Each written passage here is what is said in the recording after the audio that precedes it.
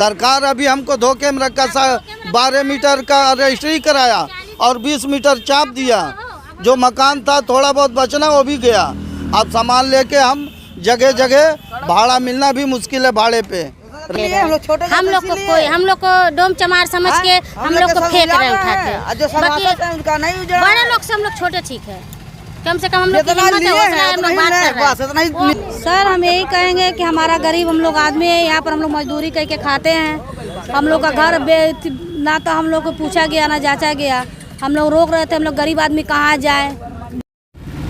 आप देख सकते हैं कि किस तरीके से ईंट बिखरे हुए हैं और यहाँ पे एक बस्ती बसा करती थी जहाँ पे सैकड़ों की संख्या में लोग रहते थे अपना घर बना करके। लेकिन चौड़ीकरण और विस्तार का इस तरीके का यहाँ बुलडोज़र ने अपना चहलकदमी किया है कि ये लोग आज बेघर हो गए हैं। स्थिति इस कदर बिगड़ गई है कि लोग अब यह सोच रहे हैं कि हम अपना आशियाना कहाँ बसाएंगे, कहाँ अपनी रात गुजारेंगे, कहाँ बच्चों को पढ़ाएंगे लिखाएंगे, शिक्षा दीक्षा देंगे। गोरखपुर जिस तरीके से विस्तार पा रहा है यह बिल्कुल सकारात्मक है, किंतु इस सकारात्मकता के क्रम में जो सबसे बड़ी बात ध्यान देने वाली है वो ये कि ये जो बस्तियां हैं उजड़ती जा रही हैं, लोग आज बेघर हो गए हैं। आइए हम लोग सीधे इन्हीं से बात करते हैं कि क्या समस्या थी और किस तरीके से यहाँ कितने वर्षों से रहना होता रहा है और आज क्यों इनकी बस्ती को बुलडोज़ कर दिया गया है, बुलडोज़र चला दिया गया। क्या नाम है आपका? आशा नाम है। अच्छा, कब से रह रही हैं यहाँ पे? 50 साल से ऊपर से रहा था। 50 वर्षों से रह रहे हैं। हाँ। तो कब ये आपका घर गिराया गया है? 11 बजे।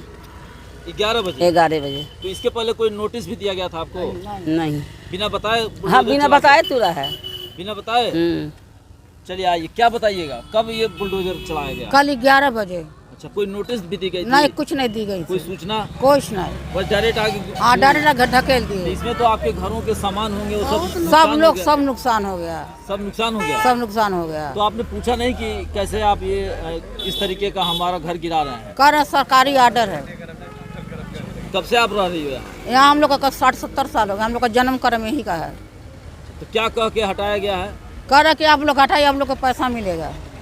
आप लोगों को पैसा मिलेगा? हाँ, लेकिन हम लोग कुछ पैसा नहीं मिला, 1 रुपया नहीं मिला। कितना पैसा मिलने का वादा किया गया? अब कह रहे थे कि हिसाब से मिलेगा, जितना आपका घर टूटेगा उसी हिसाब से मिलेगा।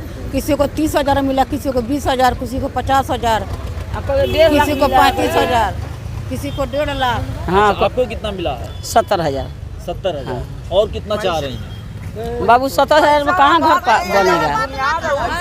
कहाँ हमारा घर बनेगा? चलिए, क्या बताइए क्या? सर हम यही कहेंगे कि हमारा गरीब हम लोग आदमी है, यहाँ पर हम लोग मजदूरी करके खाते हैं। हम लोग का घर ना तो हम लोग को पूछा गया ना जांचा गया।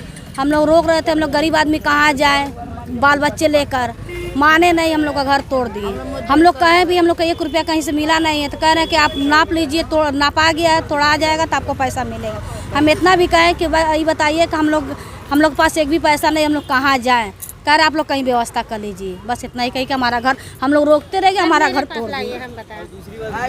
जैसे कि हम लोग को बुलाहट था ना वहाँ दीवानी कलेक्ट्री कचहरी में, तो हम लोग गए, 8 लोग 10 लोग गए।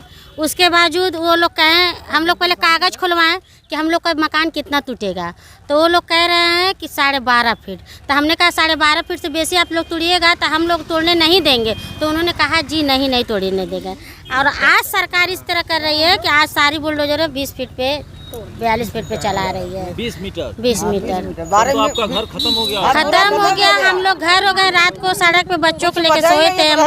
हम लोग को सरकार के काम में विधा नहीं है, बाकी जितना का आपने लिखे हैं चारों तरफ 12-12 मीटर है और हम लोग की तरफ 22 मीटर है। तो इसलिए हमारी भी सुनवाई ये करेगा कि हम लोग के 12 नहीं 13 लेना, अपना काम करें, हम लोग को रहने दें और हम लोग को कुछ नहीं चाहिए हम लोग के पास नहीं। लेकिन ये सड़क चौड़ी की जा रही है तो उसमें आपका घर तो बनना मुश्किल है, तो कैसे होगा? नहीं, मेरी हम लोग का सबका मान लीजिए 40-40 फीट है, 35-35 फीट है। आपका 12-13 में अगर आपका काम हो जा रहा है तो हम लोग को छोड़ दीजिए। हम लोग गरीब आदमी कहाँ जाएंगे?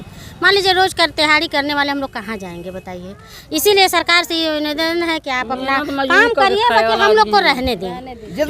जितना सब और लिए हैं उतना इधर भी लें 12 मीटर 12.5 मीटर। विजेंद्र सभासद है उनके और 12.5 फीट है, उधर पूरा हनुमगढ़ी 12 फीट है, बाकी इधर इतना ज्यादा ले रहे हैं। हम लोग को डोम चमार समझ के हम लोग को फेंक रहे उठा के, बाकी बड़े लोग से हम लोग छोटे ठीक है। कम से कम हम लोग की हिम्मत है, हौसला है, हम लोग बात कर रहे हैं। बस इतना ही निवेदन है, समझ लिए हैं, इतना ही निवेदन हम करेंगे। हम लोग को कोई दिक्कत नहीं है, सरकार अपनी काम करे, हम लोग को सरकार के काम में दाखिला नहीं देना, बाकी हम लोग का जितना कहे वादा किए उतना ले जितना लिखे कागज उतना ही लें। सरकार अपना काम करे लेकिन आपको भी कहीं बसा जो हम लोग का बच्चा है वो हम लोग को दे दे, हम लोग उसी में हम लोग रहेंगे बच्चों को लेकर, और कोई बात नहीं, कोई झगड़ा कोई विवाद नहीं है। अपना 12-13 ले लें, इधर भी लें, इधर काहे कर नहीं देगी तो क्या करेंगे? अब क्या करा जाएगा, हम लोग मर जाएंगे ऐसे ही। हाँ, सरकार का दायित्व बनता है कि वो अपना वर्ग, ये सारे सरकारी हैं, सारे वर्ग जो है दैनिक पे है, बेरोजगार है, समझिए कि किसी तरह करके जीते हैं। तो अगर नहीं बच रहा है तो जो सरकार योजना से बनाया है मकान उसी में एडजस्ट करे। ये डोम जाति 20-25 घर है जो सबसे कमज़ोर है, बाकी जो सम्मान जात के सम्मान है उनके पास दौलत अता है, उनको कहीं जाने की ज़रूरत नहीं। हम दिक्कत में हैं, हमारे बच्चे जो पढ़ते थे आज हम बेघर होंगे तो पढ़ाई भी छूट जाएगा। जो ठेका पट्टी पे काम करते हैं 10 किलोमीटर दूर जाएंगे तो फिर कैसे आके काम करेंगे, उनको 7 बजे आके काम करना है। मतलब सरकार ने अगर ये जमीन ले ली है तो इसमें कोई दिक्कत नहीं है, लेकिन आपको कहीं बसा दिया, कहीं बसाए हमको। आखिर हम भाड़ा कहाँ 8,000-9,000 के लड़के ड्यूटी करते हैं जिनमें 4 बच्चे हैं, बीवी है, वो 4,000 भाड़ा देंगे तो खाएंगे क्या और बच्चों को पढ़ाएंगे क्या? आज के युग में बच्चे सबको शिक्षा चाहिए। तो जीवन संकट हो गया। संकट जीवन, बस आँख से आंसू नहीं गिर रही है मगर दिल रो रहा है, और अगले इलेक्शन में पता चलेगा कि यही वोटर कहाँ जाएंगे। ये सरकार को सोचना चाहिए एक बार। तो इसके आप लोगों ने कहीं सूचना दिया है सरकार के यहाँ कि मुझे कहीं बसाया जाए, कुछ एप्लीकेशन दिया? सरकार अभी हमको धोखे में रखा, 12 मीटर का रजिस्ट्री कराया और 20 मीटर चाप दिया। जो मकान था थोड़ा बहुत बचना वो भी गया। अब सामान लेके हम जगह जगह, भाड़ा मिलना भी मुश्किल है, भाड़े पे रहने का कितना बेहाल। कितनी हमारे घर में सियान लड़कियाँ, कितनी सियान लड़कियाँ घर में है, अब उनको हम कहाँ लेके छिपाएंगे। यहाँ पर था एक बसेरा था सबका, किसी में सबका गुजारा हो जा रहा था। अब कितने घर में लड़कियाँ सियान है, अब वो भाड़ा पे रहे कि अपनी अब पढ़ाई या शादी ब्याह का व्यवस्था करेंगे जब जमीनें मकान नहीं रहे। कह रहे हैं अस्थाई जो विधायक हैं यहाँ पे, अस्थाई सांसद है यहाँ पे, कोई नहीं आया। स्थानीय विधायक कौन है यहाँ पे? विपिन सिंह हैं। तो विपिन सिंह आए थे? नहीं आए थे, कोई नहीं आया। क्या आप जाके उनसे मिले हैं? पहले मिले थे, जब आश्वासन दिए थे कि हो जाएगा, कम हो जाएगा, मगर कोई नहीं आया। कम क्या हुआ, पूरा घर उजड़ गया।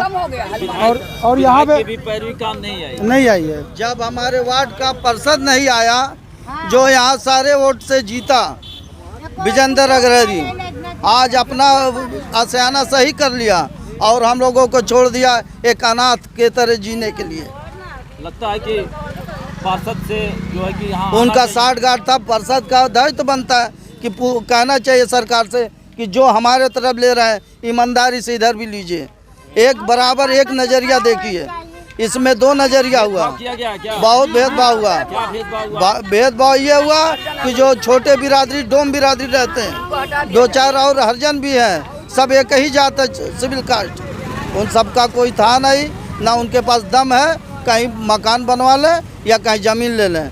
और जो बचा था, जो 50 साल से थे, आज उजाड़ के फेंक रहा है, और जनता कहाँ जाएगी ये अमाम। चलिए, क्या मांग करते हैं? मांग सर यही करते हैं कि 12 मीटर जहाँ वहाँ ले रहे हैं तो यहाँ भी 12 मीटर लिया जाए, और नहीं आप लोगों का घर जी बच सकता है। रही टूटल फूटल आदमी मरे झोपड़ीदार के देखिए, जाइए भैया कितना किधर ज्यादा संस्थान बना के